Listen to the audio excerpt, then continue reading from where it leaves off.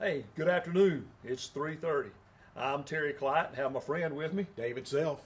We're good to be with you today. Earlier this afternoon, David and I were having a conversation, and I said, David, is anything going on in your mind that we could do on our 3:30? And he said, Oh, I kind of feel scattered today. and that's something that I can really relate to. In fact, Sandy pointed out a week or two ago that many of my 3:30s that I've been doing had to do with being overwhelmed, Yes. confused, or needing to focus. Yeah. And I think that need to focus is something that's really important for us today. So what I want to do is I want to use this just a little bit and talk about being focused. We, all of us right now are on the world, or this is our world, and we've got all kinds of things going on out here that are all kind of different whatevers, wherevers, and we feel distracted, we feel overwhelmed. And what we want to do is we want to focus right here. The first thing that I would tell you that would be a practical help for you for focus is this. Number one, it's not as tiny and as easy to focus right there as you think it is, because a lot of things are going to be involved in your focal area. And you probably need to make that bigger to start with. And let me tell you how this applies. I have been in my office some days working on something, writing something, and I get an email, and I think, I got to reply to that email. So I'll reply to the email. And then I get a phone call, and I take the phone call. And then after the phone call, somebody comes in and needs to talk to me. And finally, after about 4 hours, I realize I haven't done what I was working on in the first place. It's real easy, David, to get focused on this and think that all of this right here is messing you up. But the reality is that usually all the way out to here are actually things that are in our world. Yeah. So it can be out here and still be what I need to work on. The email can still be part of my focus. That is my job. And let me tell you where I see this a lot with mothers and fathers that are at home trying to do whatever that task is, and they got to do it, And you got to do it now. and they got to do it now. And some kid wants help tying a shoe, or fix my hair, or I can't find my sock. And because it's not right there, that one thing that I wanted to work on, it's easy for a parent to forget that your role is to be a parent. You fix the child. See, it's not that your world is that one thing. It's that you are this person. Now, there are always going to be these things out here. There's going to be this thing over here that's really none of your business anyway. And if you don't mess with the things that's none of your business, That's right. you don't get that distracted on. And some of the things over here are things that are your business, but right now you can't do anything about it. And if you start worrying about it and stressing about it, even though you can't do anything about it, what happens is you wind up missing something in here that's a 1-level priority or a 2-level priority that you could have been focusing on. So as we're working on all of the stresses and all of the distractions, the key is to remember what is the important thing in the middle.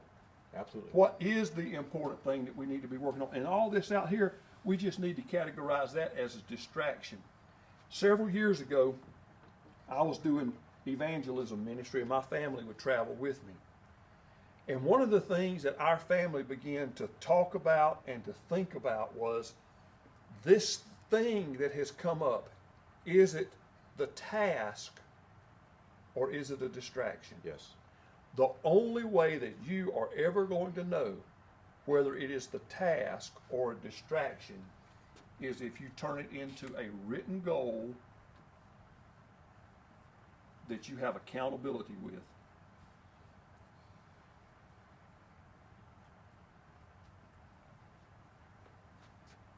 You know, if I was in charge of all the rule making in the world, I would make a word for accountability that was a whole lot shorter and easier to spell, but that's all I got for you right now.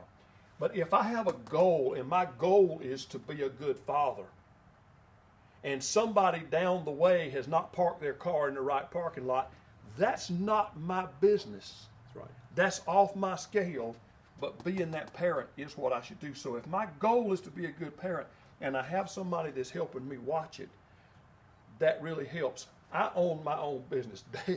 David runs an office. I run an office. Sometimes we run ourselves ragged and we run ourselves crazy. But let me tell y'all something that happens sometimes. We will have so much going on in our office and in our world that's so distracting and so challenging for us that we feel overwhelmed and we don't know what to do with it and we don't know where the next step is. And sometimes you get to the point that you actually have to, now where he is, he's the boss. And where I am, I'm the boss. And we put quotation marks in that because, look, yeah, when I was a little boy, I remember telling my daddy, and y'all heard me say this before, I remember telling my daddy, I can't wait till I grow up, own my own business, and nobody tell me what to do. Right.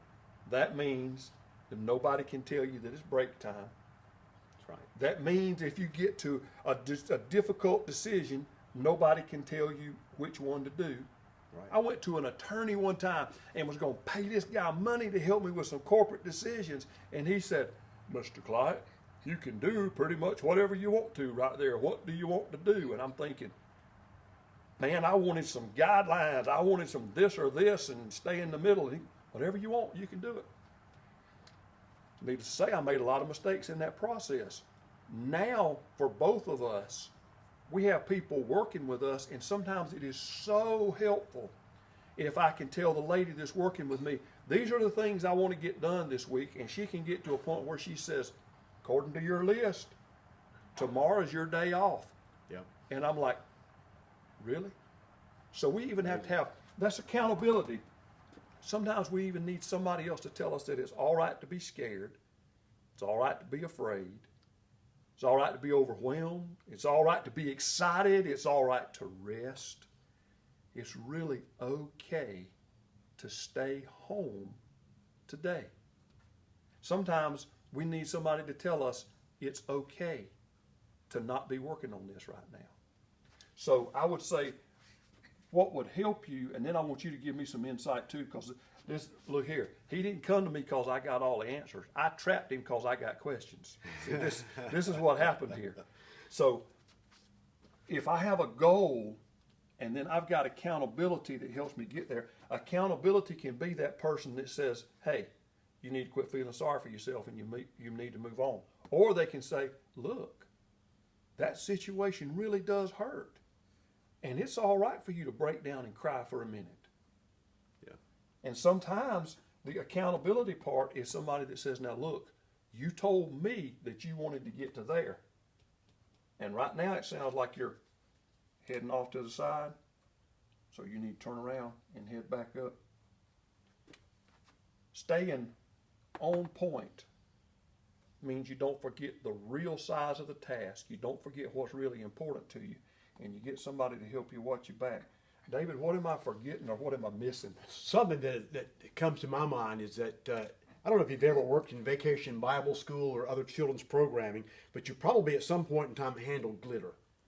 Yeah. And what happens is it sometimes handles me. Yes, it handles you. That's exact. Sometimes it happens. The top pops off and glitter goes everywhere, and you go, "Oh no! Now I've got glitter to clean up." And I mean, it will go home on people's shoes, on their clothes. It'll be all. It's a good way to make someone angry with you is to send kids home with glitter. But it happens. What happens when we get glitter? Sooner we get off of our accountability. We lose our goals. We forget to stay focused on what we're called to do. And now we're picking up a lot of small things. And with the time component there, we really get excited, even fearful that things are not going to work out. That's the time we need to stop and laugh. Yeah. We just got to laugh. Nobody can fix that glitter. You're not going to get all that glitter out of the carpet. I don't care what kind of vacuum cleaner you got. It will come out in years probably, but that's the way it is. You need to step back and go, wait a minute. I know what I'm about. I know what my values are. And let me just refocus on them. But you have to purposely do that. And that's back again, that goal setting with accountability in the background. You handle what you can, you don't mess with what you can't, and you don't worry about it. By the way, David and I are standing here, we're talking together, and some of you are wondering about the social distance, and I just want you to know that the air in here is flowing. We have been separated from everybody else. We have been isolated. We know that we're healthy, and we've got air flowing so that we know that we're not going to cross-contaminate. And in the first place, if we'd had on masks, you couldn't have heard what we were saying. Absolutely. And you are important enough for us to speak to you because we love you. We believe in you. You're important. Amen. Set your goals. Get you some accountability. You're important enough for it. We believe in you, and have a good day.